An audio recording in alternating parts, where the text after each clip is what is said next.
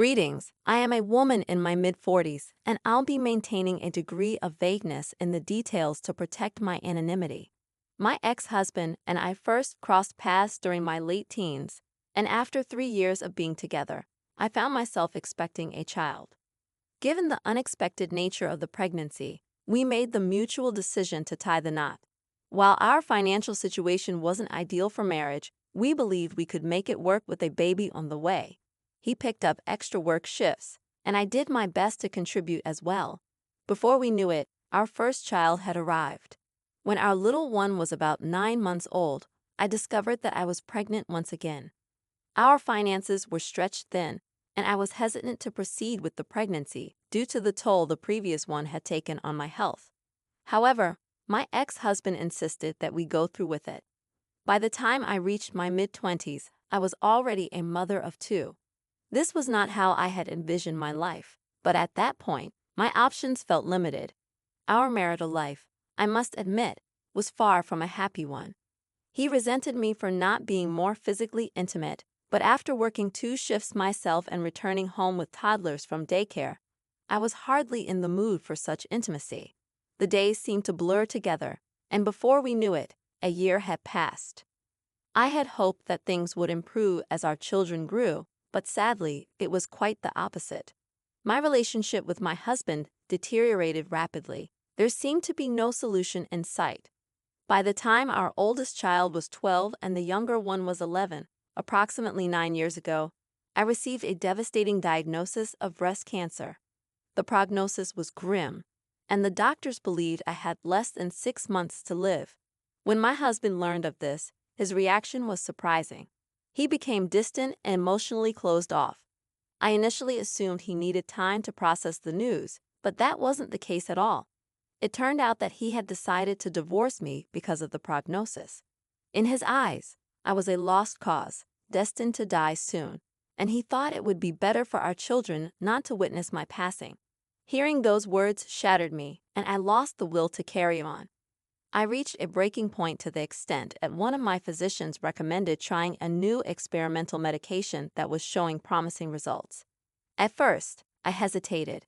I hadn't seen my children in over 3 weeks, and every attempt to reach my ex-husband resulted in him hanging up on me or denying me access to them. Still, I considered that perhaps giving the medication a chance might help me regain some semblance of normalcy and possibly salvage our marriage. With that in mind, I decided to take the medication. It did work, although it required a mastectomy to remove the tumors primarily located in my right breast.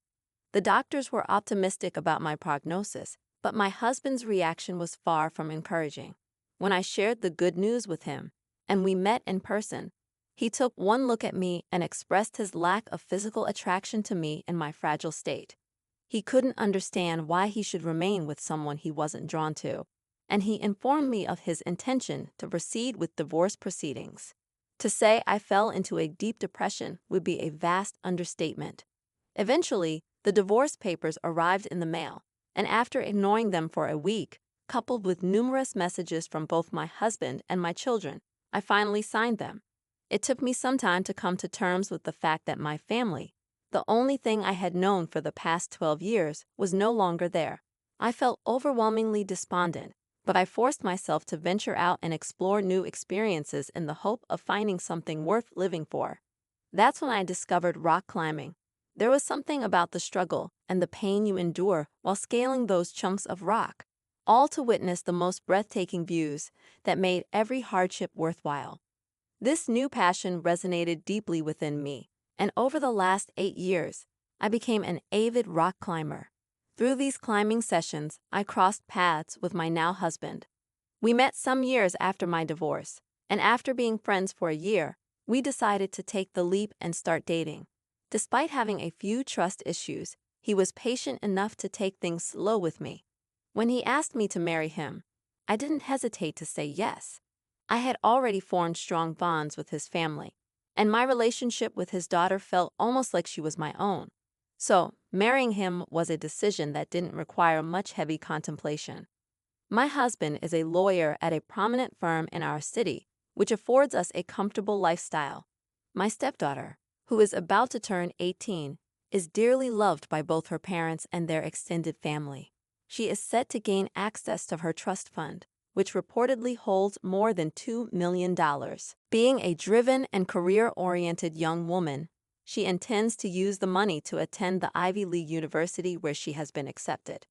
What I didn't anticipate was the fallout after she publicly thanked everyone, including me, for supporting her career and trust fund endeavors. Over the past 9 years, my attempts to reach out to my biological children have been met with rejection. They brushed me aside, ignored my calls, and made it abundantly clear they wanted nothing to do with me. I suspected this was due to my ex-husband's influence. However, when they saw my stepdaughter's post about the trust fund, they suddenly reappeared in my life, bombarding me and my stepdaughter with messages, essentially asking for money. They expect me to step back into their lives and play the role of their mother just because I married into a wealthy family. I find myself at a loss about how to handle this situation. While my husband is understanding, I sense that this situation will worsen if I don't address it promptly. I am uncertain about what to do next. Thank you all for your replies and comments.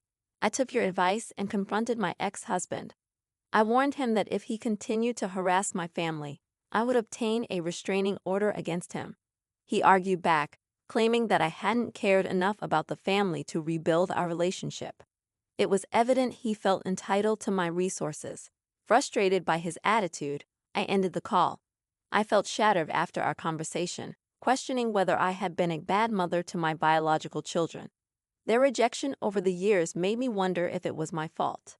Since my last update, my stepdaughter has been continuously harassed by my ex-husband.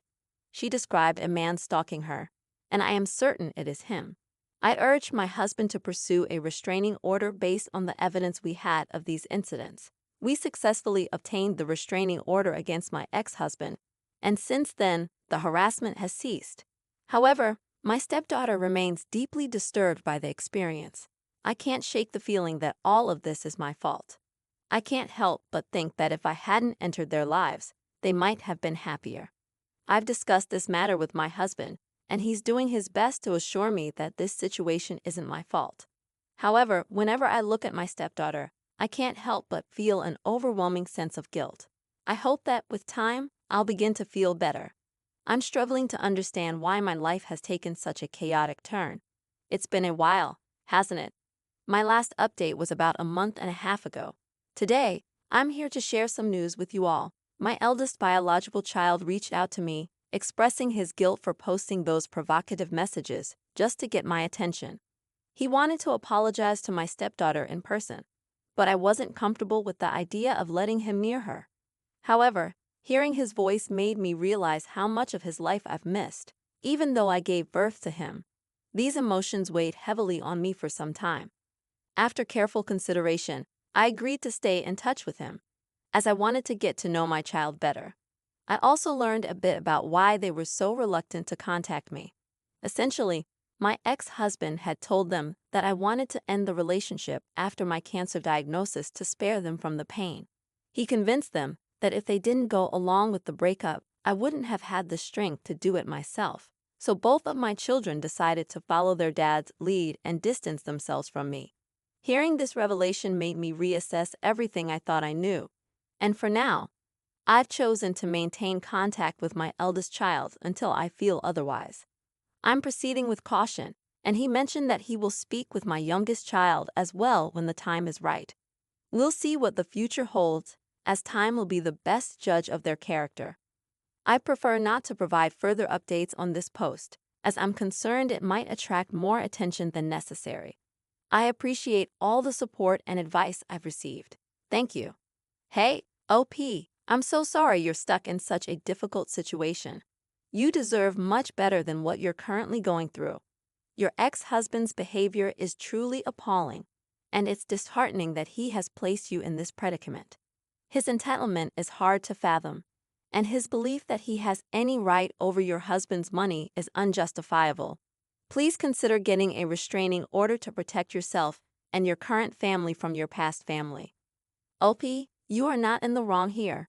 You didn't ask for your ex-husband to harass you, and you deserve support and understanding during this challenging time. He made the decision on his own.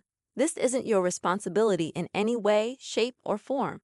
Please try not to carry the burden of guilt for circumstances that were beyond your control. You shouldn't blame yourself. You've tried your best to be there for them, but every time you reached out, they shut you out. I'm certain your ex-husband played a role in this situation, and you shouldn't let it affect your self-esteem. I'm a 43-year-old woman with a 24-year-old son. I had him when I was quite young, and his father was never involved in his life. When he found out I was pregnant, he chose to leave. Without his support, I had to provide for my child entirely on my own.